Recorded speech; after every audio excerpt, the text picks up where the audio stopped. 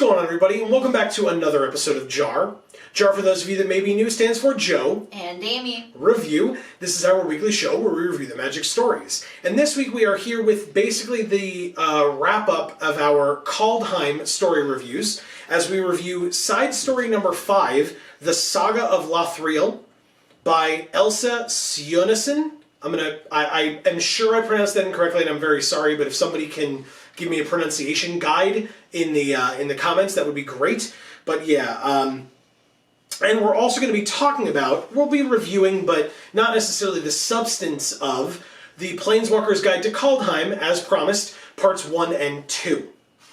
So my quick review at the top was, I thought that the side story was well written, although to me, not a must-read. If you didn't read it, you wouldn't really miss out on anything, unless you're like a huge fan of JaAR. That's my personal feelings. What about you? I liked it a lot. I thought it was like really cute and sort of like more heartwarming and fun than the other stories were, because the other stories were maybe had like, well, they had a funness to them too, but they were much more hardcore than this one. Sure. And again, from the metal set or whatever, it kind of makes sense. But yeah, and it's funny because we don't usually differ this drastically on something. I was somewhat underwhelmed, and you enjoyed it a lot. So if it sounds more like you're kind of leveled towards my interests on things, then maybe this one's not for you. But if you like what Amy was talking about, then you should definitely go and read it. And you know what? Either way, I think you should read it. It's pretty short. It's not that big of a deal. And you've got about, 7 weeks until the next Magic story comes out. So you've got some time. But also, I mean, you're right. It's not like the information in it was super necessary.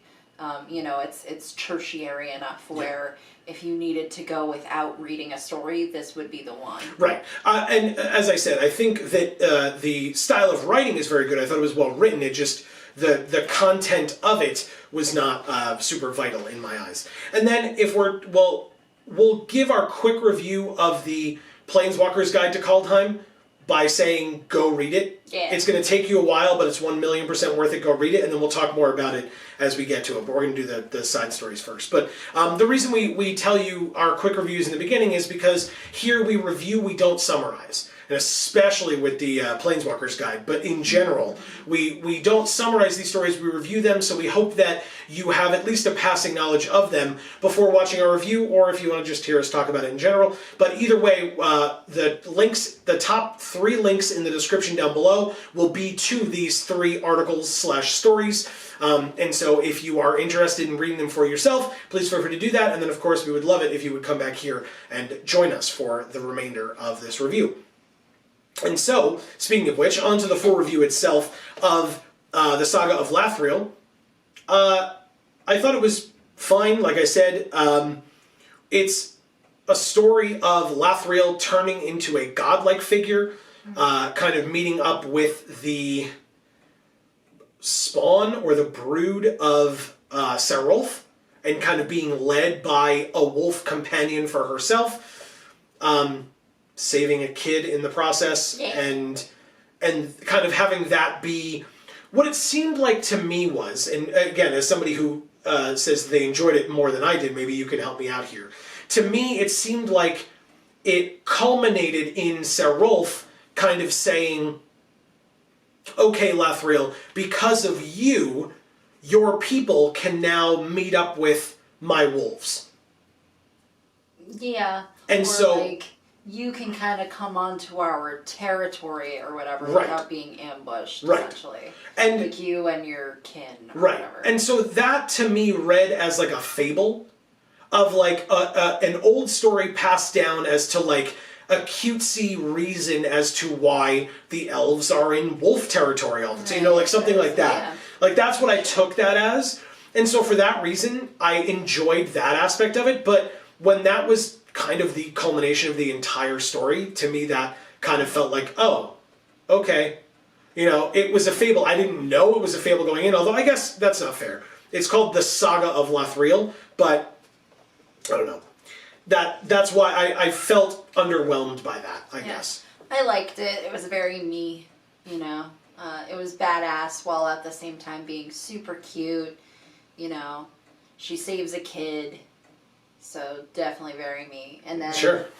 You know, there's wolves, which are awesome. Yeah.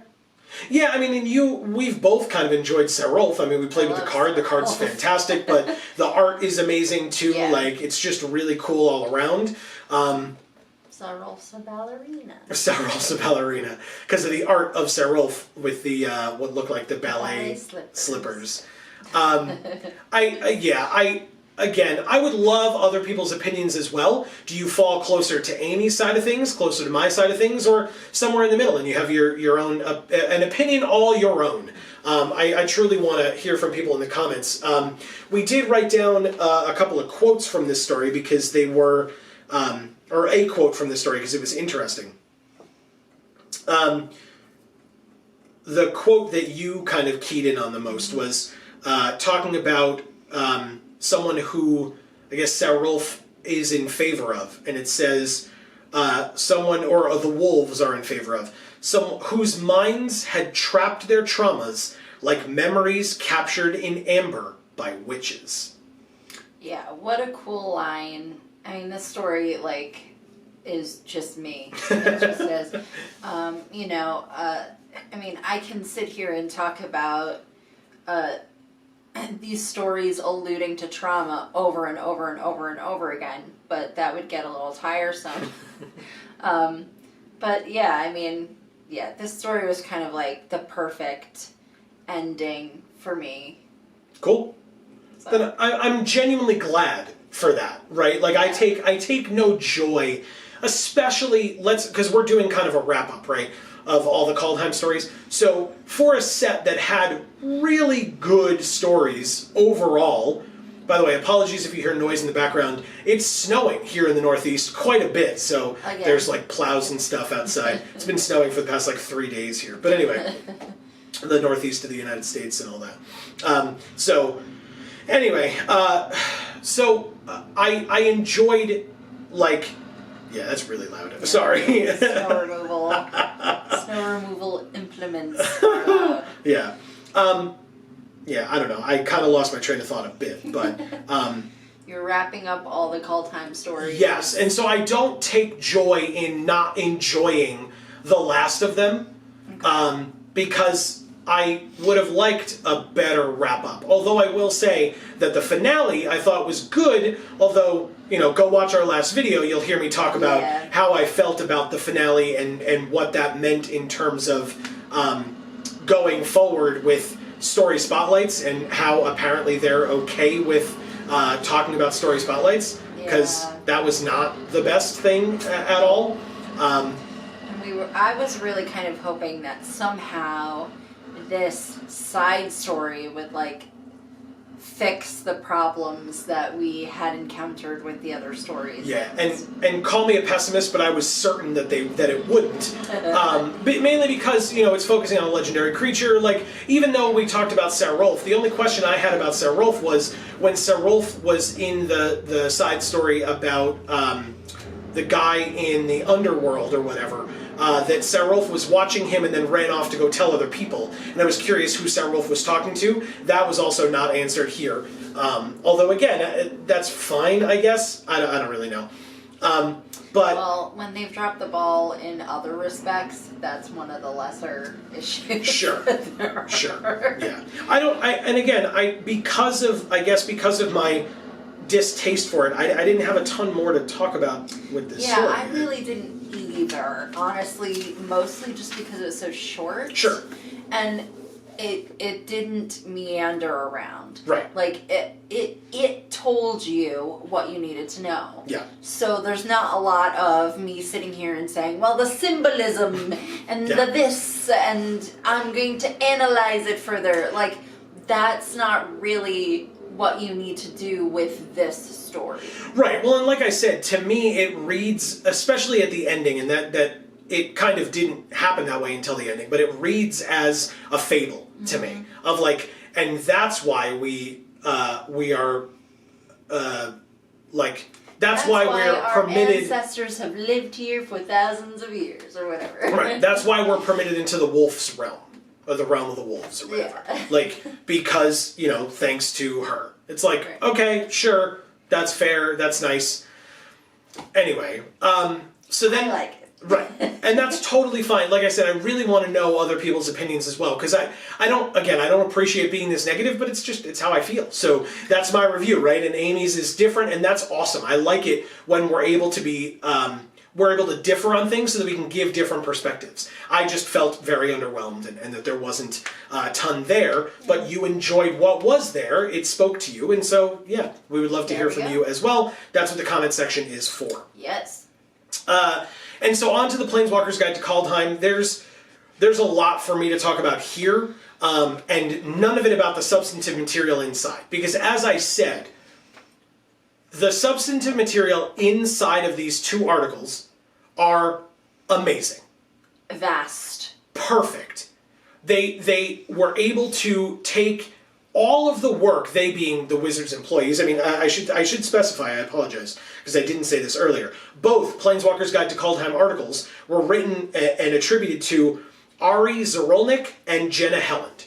Okay, so I wanted to, so I apologize for not mentioning that at the top. That is who was attributed to having written both of those articles, were both of those individuals. Not that Ari wrote the first one and Jenna wrote the second one, that they both collaborated on both. So, and so shout-outs and thank you to them for that, because they were able to distill the work that went into the world building of Kaldheim, a brand new set, and put it into these Planeswalker's Guide articles that are very extensive, they're very dense, and if it's something that you care about learning, it may take you one or two reads of each one to really get... Absorb it all. Yeah, exactly. And I mean, I'm okay with that.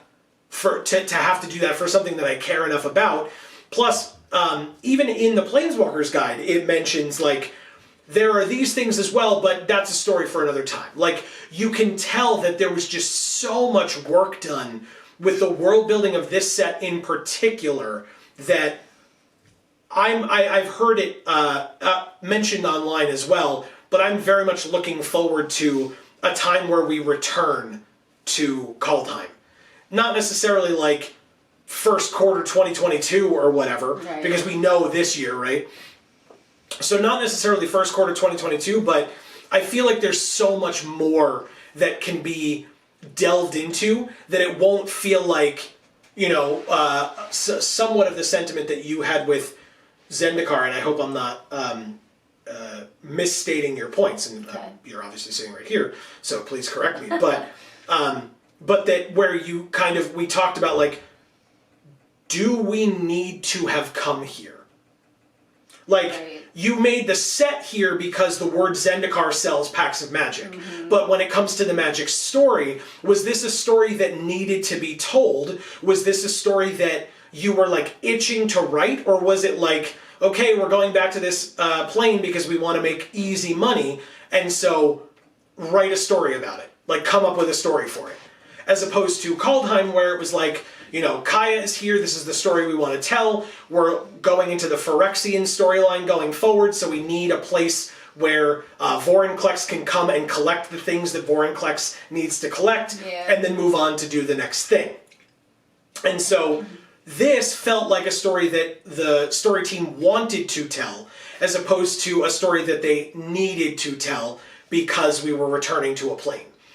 And it just, to me, it means that there's so much more meat to the world of Kaldheim and the creation of stuff in Kaldheim that you could do so much more with the stories as well as the cards that, it feels like that is a good feeling, in my opinion, that where you're like, we need to come back here. Yeah. As opposed to Zendikar, where you're like, okay, cool. I mean, they did great stuff there, but I don't really need to go back there anytime soon. Well, I'll say in contrast, I very much felt like we needed to go back there. To Zendikar, yes. Yes. But I got a completely different result to that than I expected. But I guess what I expected would have been considerably more boring. You know, like it like you don't write a story about Nis is wandering around the chalky countryside trying to like get sprouts to come out of the ground. Right. Yeah, trying that's fair. to replant. Yeah. Like that might be fascinating to actually like be there and do. Yeah. But it wouldn't be fascinating to read a story on. Right, and I would say it might even be good to see visually. Yeah. Right, if you were to watch like a short video or like a portion of a movie. Yeah, exactly. Yeah. Or like a music video, you know, there's like this calm music playing in the background and you get to see Nissa like creating greenery where there is chalkiness. Sure. That would be wonderful, but that's not a story. No. Really. No, and that's perfect. I completely understand that sentiment, and that makes perfect sense. But that's a lot more what I expected from going back to Zendikar, as opposed to it being this like whole other story that almost came out of nowhere for me, because the royal didn't seem like a problem prior to these stories where, you know, all of a sudden they were like, but this is, you know, a thing too. And it's like, oh, okay. Yeah. I guess. Yeah. I also wanted to talk about one of the questions that we had from an earlier JaAR. In fact, the JaAR where we talked about the first and second side stories, Nico's first two side stories. We did that in one JaAR a few weeks ago. So I encourage you to check out the playlist of these stories. If you missed any and all of our Kaldheim reviews, I of course encourage you to go back and check them out. But in that review, we talked about the fact that there was, for the first side story, for Nico's first side story, there was so much information dumping, it felt like. Names of places, names of people, names of the clans, and etc. And I'm sitting there going, I have no idea what the hell's going on. None.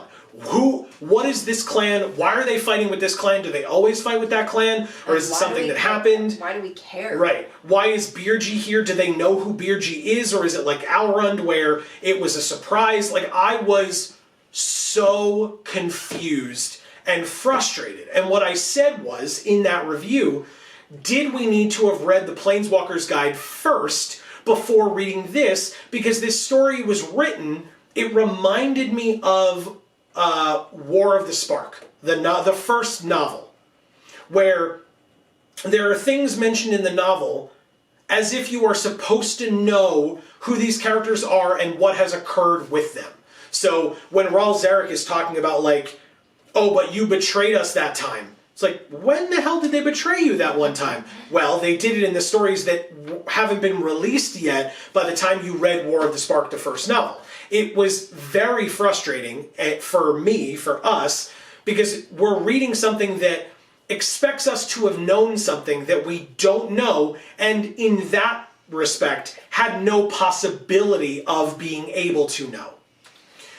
But and it made us feel like we should know. Like, and it also made us feel like we were doing something wrong. Right, like there was something wrong with us because we didn't know what it was talking about. Right, or that like did we miss something? Should we not be reading this right now? And I don't think, you know, maybe I'm wrong, right? I this isn't my profession or anything, because it's not. But it made me feel like, I feel like if you're writing stories that you want people to purchase and read, that maybe partway through your story you shouldn't have your readers feeling like, oh, maybe I shouldn't be reading this. Like, what? That doesn't make any sense. So wait, we had to purchase them? The War of the Spark book we did. It was a book. I thought you meant these stories. No. Like, what the hell? Yeah. You didn't even tell me. No, I didn't. I went behind your back with our finances. No.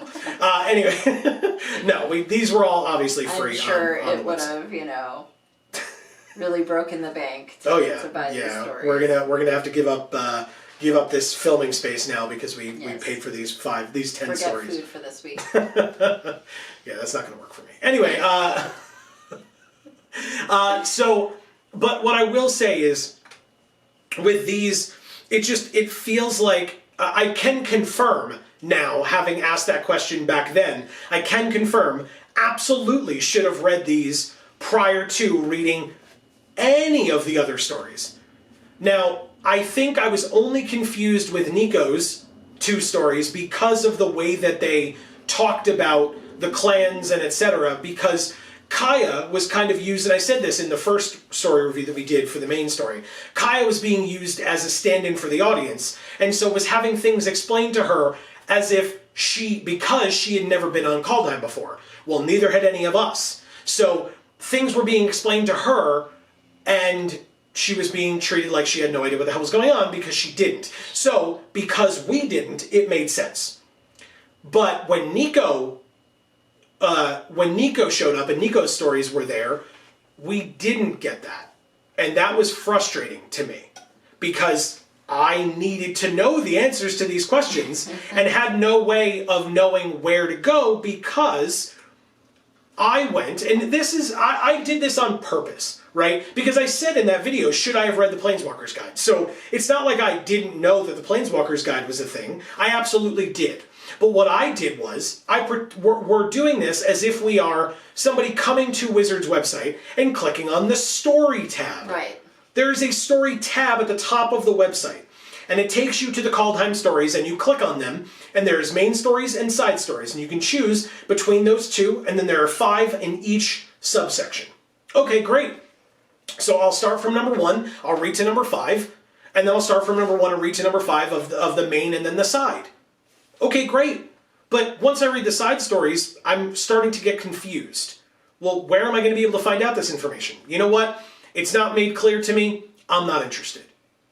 And I don't mean me as a guy who's here filming for YouTube as a Vorthos, but I mean as somebody who's being told, as somebody who's being told, oh man, I know you love Norse mythology.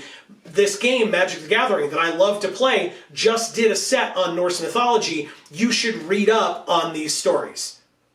Well, how the hell is anybody going to get interested in it when all this information is being dumped on them, and then in the stories themselves, it's never really resolved in terms of what they're reading about.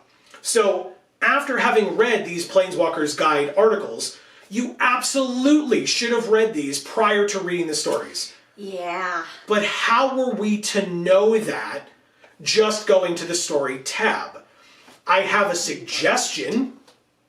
And my suggestion is, it's very simple. Because at the top of all of the stories, it says, did you miss the previous story? Click here to read the last one.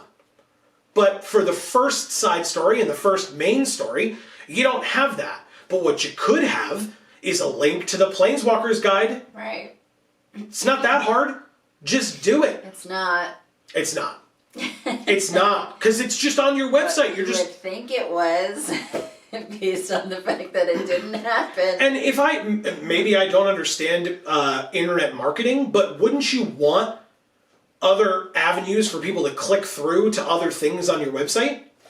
Absolutely. Right? I mean, I'm a creator on YouTube. YouTube, has a huge hard-on for that all the time. Oh, you're done watching this video? Please make sure to watch another one. Look, there's all these ones on the side, and there's these ones that pop up on the screen, and they're similar to the thing you just watched, so therefore you must want to watch it. You're going to love it, please. You literally just watched it. Yeah. So please, click through. Keep watching. Keep doing things. Right. So, that's a little annoying if it's incessant. But if you need to get information from the Planeswalker's Guide in order to understand a damn story, then, it's a little necessary. Yeah. So it definitely answers my question and kind of makes me annoyed. The other thing that I wanted to talk about is we spent, you can ask Amy, I spent too much time prior to reading the Planeswalker's Guide articles doing some math and some looking at some dates on the calendars and stuff. Definitely too much time. It's very much the Charlie Day gif of him going like this and pointing at all the tacks on the board with the red string connecting them, with the conspiracy theories and stuff. It's not a conspiracy theory, but I wanted to talk about the Planeswalker's Guide to Kaldheim articles release dates in conjunction with the story release dates. So, bear with me here as I throw some dates at your faces. The 2 Planeswalker's Guide to Kaldheim articles, parts 1 and 2, came out on January 8th and January 14th, 1 week apart. Makes perfect sense. You want people to come back. Part 2 will be next week. Great. Same time, same place. Awesome. But we just mentioned that we feel, and if you disagree, we would love to hear from you, but we feel... Always. Yeah, literally with anything. But we feel that you should have read these articles prior to reading any of the stories. But specifically, Side Story 1 is the one that I was most baffled by in terms of information that was presented to us. But either way, the main story, the first main story, and the first story released for Kaldheim was released on January 7th. So based on the dates that I mentioned to you, January 8th is when the first Planeswalker's Guide article came out. So that's a day after your main story released. It is also the exact same day as Side Story 1, also on January 8th. So you have your main story on the 7th, your side story on the 8th. Oh, and by the way, Planeswalker's Guide to Kaldheim Part 1, also on the 8th, which you need to read to understand what is being told to you in Side Story number 1, released the same day, with no attribution between the two telling you where to go for it. Now, I will say, we did not read this article the day it was released, the Planeswalker's Guide article.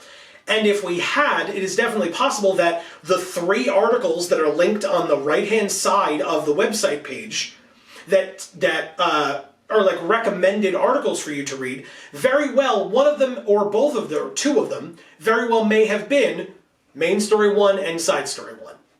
So it is possible that that was the case, and vice versa as well, that for Side Story number 1, one of the side ones may have been the Planeswalker's Guide to Kaldheim. It's possible. And so because of that, if you were there on release day, maybe you were able to see it. Maybe. So I'll give them the benefit of the doubt in that regard. But again, it's not really that hard to put up a goddamn link, because every day those articles on the side are going to change to be the most recent articles that are present, because you want people to read the most recent article, not... So like in a year, if somebody's reading the Kaldheim story, they're going to be hearing about whatever the most recent set is, not about the most recent Kaldheim article to when they were reading that, like when that article was released. It makes sense because you want people to care about your current stuff. Yeah. But still, that was frustrating to me. That being said, you then had Side Story 2 and Main Story 2 released the next week, January 13th for Main Story 2 and January 15th for Side Story 2. That's a week later. And you had on January 14th, the second Planeswalker's Guide to Kaldheim article released, as I mentioned. So that means that you had January 13th, 14th, and 15th, 3 articles were released that were all Vorthos-ish related. And again, this is not a complaint necessarily, but hear me out. That means from January 7th to January 15th, that is 8 days. Okay. 8 days. You had 6. If you count the Planeswalker's Guide to Kaldheim as stories, which I think for purposes of this, if you'll go with me on that if I say 6 stories were released, I hope you'll understand what I mean. Because 2 of them were Planeswalker's Guide articles, so they're not stories, but they're not like, here's some characters, but they have like quotes from sagas in the Planeswalker's Guide, so like, it also tells a story. And we've now also learned that we need the information in there in order to understand the stories, right. So they need to be read right. around the same time. So in an 8-day period, by the way, during preview season, if I recall correctly, where all the cards are coming out, you also have 6 stories being released. 6 of them. In a week, or 8 days, technically, if you want to get nitpicky. That's a lot. Yeah. 2 a week is double what we used to get, which is not automatically a bad thing, right? We've talked about it a lot with these reviews in terms of the fact that reviewing 2 stories a week is kind of annoying, but we want to get the most up-to-date information out to you as we can for all of these different JaARs. But that's really neither here nor there. Because somebody reading a story on the Thursday and somebody reading a story on Friday, or waiting, right? The story comes out on Thursday, you want to read it, you read it. Then the Friday story comes out and you're like, well, it's a side story, it's not going to spoil anything for, or nobody's going to really be able to spoil anything for me online or whatever, so I'm going to wait and read it over the weekend or on Monday or on Tuesday or whatever. Not a huge deal. I said the stories come out Thursday, whatever. Here they came out Thursday and then Friday, but otherwise, normally they come out Wednesday, Friday. Regardless, that just means that you can take your time and read them in whatever way that you would like. That's your prerogative. But if you want to read them the day they come out and absorb them immediately, because you just cannot get enough, excuse me, you had 6 stories to absorb in 8 days, again, along with preview season and, God forbid, living your life. Yeah. That's a lot. And I did some more math as well, because as Amy said, it was a ridiculous degree. And some more like messing around with dates and stuff. The early access stream that we did, and that many people did, thank you Wizards of the Coast for the ability to be able to do that, was on January 28th. And as with most early access events these days, the next day, Kaldheim released on Arena. So Kaldheim was available on Arena on January 29th. This is all 2021 if that is a question, because whenever you're watching this. Right. This is talking about 2021. So Arena had the cards on January 29th for the general population. Which means that the first story came out January 7th, and the cards were released on January 29th for the first time digitally, and in paper it was later than that. So if we're looking at the next set, Strixhaven. Strixhaven comes out, the main release of Strixhaven, and that's the cards themselves through Googling, is April 23rd of 2021. Which means that you back it up a week, that's April 15th or 16th. The 16th would be a week prior, which would be when the pre-release is, which is when it would be released on Arena, approximately. Because of that, if you work backwards from the 15th, if you do the same math, you can guess approximately when the Strixhaven stories are going to begin. Because as I said, the first story was released on January 7th, and the cards were released on January 29th. That's a 22-day difference. So if you look at... That's a number of days. Yes. And that's great. We've always talked about that. Like, preview season, sure, it happened. But the physical cards being able to be in your hands, or the digital versions of cards being able to be on your digital platform, 22 days after the stories begin. Great. No problems with that whatsoever. It's always nice to have story context for the cards by the time you actually get to play them. No problems with that. But if we back it up, we can guess, because Wizards has not told us, and they love telling you the day before, but hey, you heard it here first. Probably not first. If we back up as best we can from April 16th, we can approximate that March 25th will be approximately when the first Strixhaven story will be released. Okay. March 25th. From February 5th, which was when the final side story that we just reviewed today was released, from February 5th to March 25th, that is 7 weeks. That's a lot. That is a 7-week span. So these stories were all released within 5 weeks, because you had 5 main stories and 5 side stories, but there were 2 a week, so it's just 5 weeks. I am not saying, although you had the option to do so, I am not saying that Wizards should have released it 1 a week, right? Done main story, side story, main story, side story, week after week after week. I get that that draws it out way too much, and that would kind of suck. It would be a way for them to get back to the old model, which I'm not saying I want them to, but it would, if that is something that people were crying out for, Wizards does have the availability with 10 stories per set of being able to release start releasing the stories and be done releasing the stories one a week before the next set were to even begin being heavily discussed. But that's not even what I'm proposing. What I'm talking about, though, is maybe give your Planeswalker's Guide, especially if it's going to be that extensive, give it some time. Give people some time to read through them without being like, here's the story, here's the Planeswalker's Guide, here's another story, here's the other Planeswalker's Guide, and another story on the same day. It's like, what the hell are you talking about? Hey, well, I'll just stop living my life for a couple days so I can catch up. Yeah. And reading, and like I said, and preview season, and all the other things that are going on. Like, people are now, like, other non-Wizards content creators are doing articles about the new cards and videos about the previews and speculations and stuff. So, like, if you are a person that consumes Magic the Gathering content, whether it is by Wizards themselves or by content creators, that's a lot. That's so much crammed into 2 weeks, 3 weeks, whatever it is.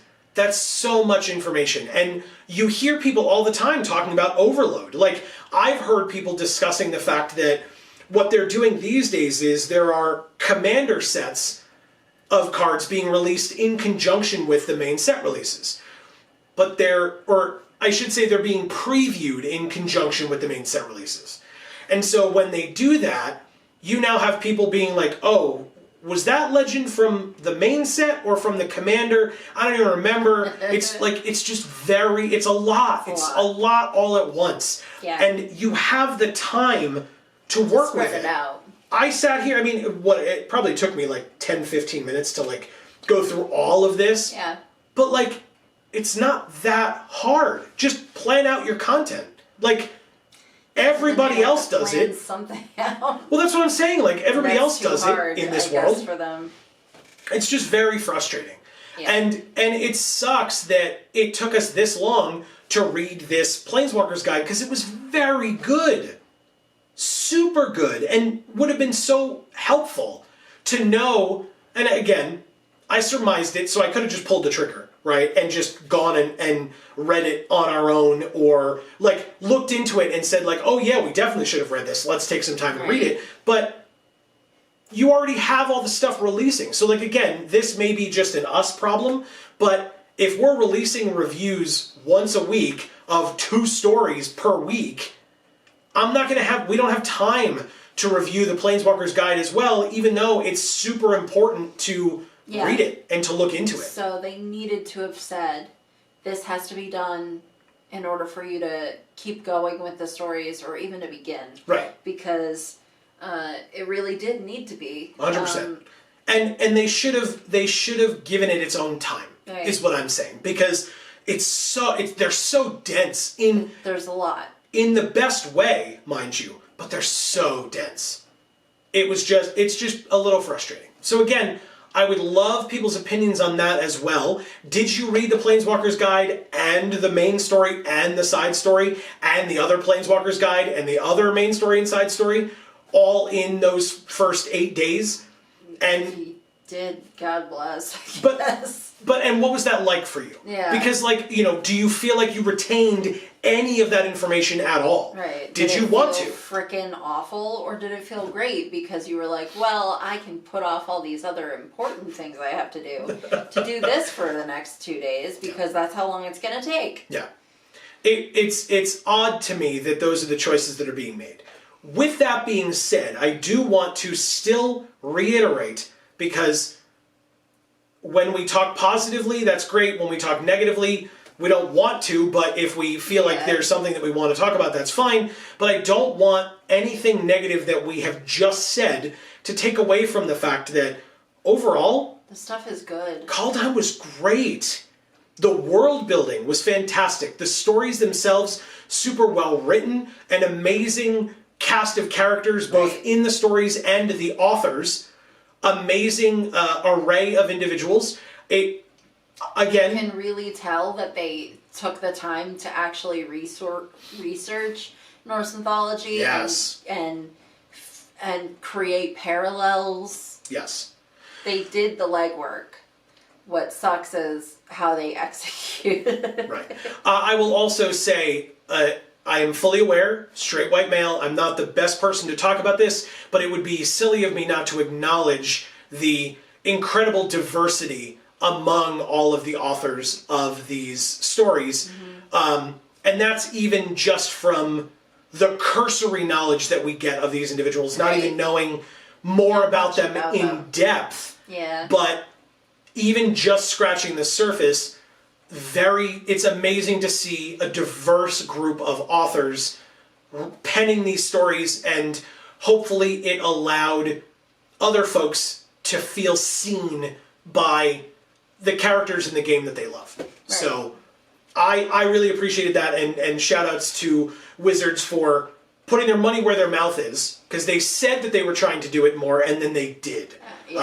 At least in my estimation. Yeah. If there's something I'm not aware of and you feel differently, let me know. But from what we have seen of these authors, really, really awesome. Yes, but leave your opinions in the comments. As always, as Amy pointed out earlier. And talking about this stuff, whether we talk specifics about stories themselves, like side stories that speak to us on a personal level, or whether we talk about world building done for these planes that are, ones that we're like, when are we returning? Come on. Right. Show me when we're coming back, because I need more of this in my life.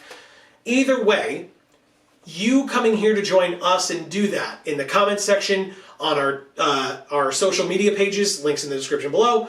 All of that is a great way to join us in showing off your... #VorthosPride. That's for the last time in Kaldheim. We hope that you will stick with us, because we should be back next week for more JaAR, not having to do with Kaldheim anymore, unless something else comes out that we're not aware of that's coming out. But we will be going back to what we were doing prior to Kaldheim, which was reviewing Battle for Zendikar / Oath of the Gatewatch stories, because they were stories that we had not yet reviewed for JaAR. Although we have read them on our own. They were old, yeah. Yes. So we hope that you'll come back and join us for those. Feel free to take some time, if you're interested, to catch up on those, and either those videos that we did and or those stories that you want to read.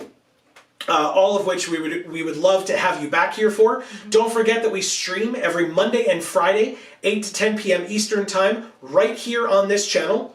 The best way to know exactly when we go live and exactly when we put out any of our, 6 pieces of pre-recorded content per week is to ring that bell after you have subscribed on this channel, on Video Games for All, and even on Gluten Free for All. Links down in the description box below for those other 2 channels. So thank you sincerely for hanging out with us for any and all of the Kaldheim reviews that you did here on JaAR.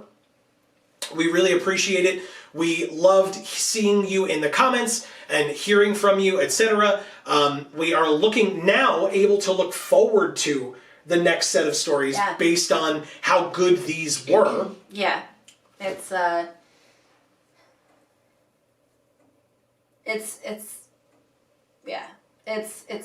comforting to kind of have that pendulum swinging back in the original direction. Right. And then hopefully it just gets stuck there forever. Yeah.